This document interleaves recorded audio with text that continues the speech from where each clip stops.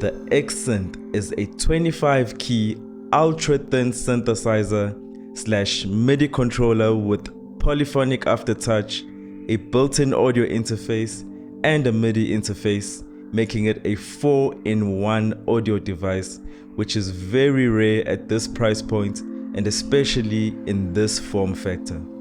My name is Mfundo and welcome to the Sonic Oasis.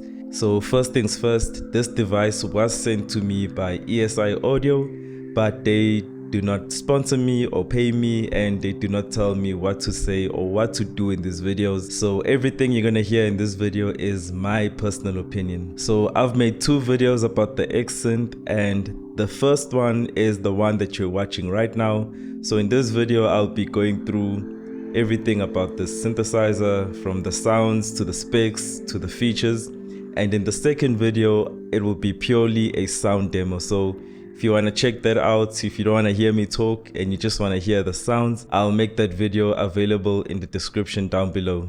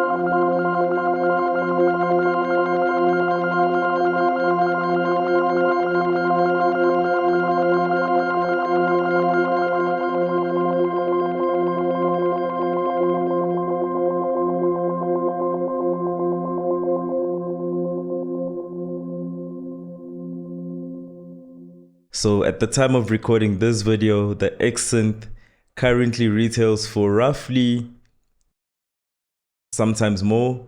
It really depends which retailer you're looking at.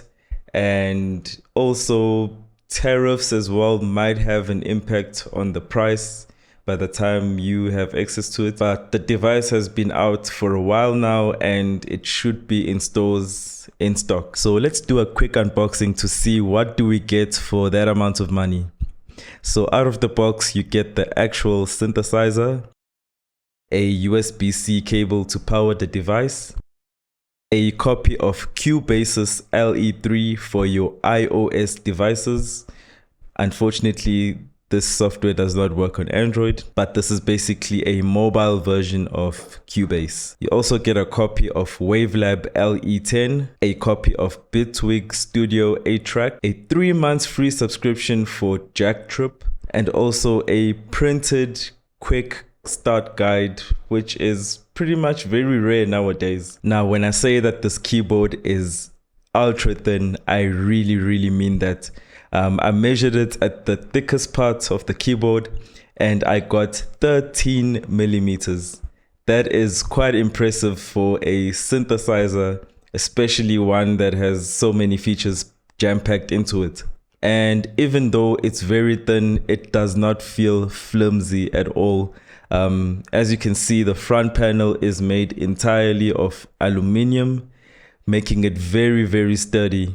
I tried bending it at some points just to see if it'll give a little bit of flex, and there was absolutely no flex. It has a bit of weight to it as well, which really helps when you're performing so it doesn't flip-flop and slide around the table when you're playing it. As I've mentioned, the whole front panel is made of aluminum and it's got this textured feel to it as well. And we've got this coral reef inspired design to give it some visual interest.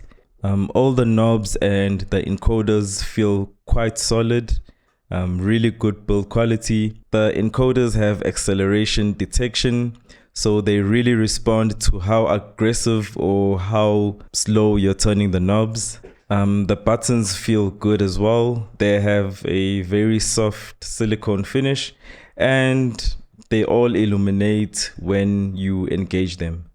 For the pitch and the modulation buttons, they have opted for these pressure sensitive buttons. So the more you dig into them, the more they modulate. And when you let go, they reset right back to 0. And right in the center, you have this small but very bright OLED display, which is used for navigating just about everything. And then we have the actual keys. Now these keys are from the X key, which is the predecessor of this keyboard. They are full-sized keys and they also have polyphonic aftertouch. There is a bit of a learning curve to them. It took me a while to get used to these keys. And I think the main reason for that is the amount of travel that these keys have. Because the whole synthesizer is so thin, it means that there's going to be very, very little travel on these keys compared to an average keyboard. And also it's very easy to trigger the aftertouch as well. So it took me a little bit of time to get used to it without triggering the aftertouch by mistake. But once I built the muscle memory for it, it was okay. So let's check out the input output options that we have on this keyboard. So we have a USB-C port, which powers the device and also gives you access to the built-in audio interface and MIDI interface if the device is plugged into a computer or a mobile device. Of course, you don't need a computer to use the synthesizer. Right now, I am powering it with a power bank. So this can be used completely doorless. And then we have a MIDI out and a MIDI in, which requires a TRS to 5-pin MIDI adapter in order for you to use it. And then we have our headphones, a line out, and auxiliary in. So let's head over to the synthesizer part of it. So it has a virtual analog subtractive synthesizer with 3 oscillators, 3 LFOs, 3 envelopes, 3 effects slots, and it has 16 modulation matrix slots and also 4 assignable macro slots as well. As I mentioned earlier, this device has a very tiny screen, but it's very easy to navigate and to use. For those who prefer a bigger screen, this does come with an editor software, which allows for a much more visual experience. So I'm just going to show you how easy it is to navigate the synth. It's done in a very logical way. So as you can see, you've got these 4 rotary knobs and you've got a patch select button. So each of these knobs is assigned to a parameter on the screen. So in every menu that you go into, there are going to be 4 options, and each option is always assigned to each knob respectively. So for instance, in the oscillator menu, if I want to change my wave, I just turn the first knob and it changes the waves. And the same principle applies pretty much everywhere. So let's say I want to change patches. So I've got 4 lines on the menu, and each line, as I said, is assigned to each knob respectively. So in this instance, if I want to change the bank, this corresponds with the 4th knob, and I can change the bank. And if I want to change the patch, it's going to be on the 1st knob. And literally every menu works with this, like this, the filter, the effects, and you can page through the menus using the page button as well. So pretty much anything that you want to change, you just press the parameter and you change it. The only thing that I think is on here that is not very obvious would be to put the keyboard in MIDI mode. So you have to press the global button and the macro button at the same time to put it into MIDI mode. And then once it's in MIDI mode, you are able to send out CC messages using the rotary encoders and also your keyboard.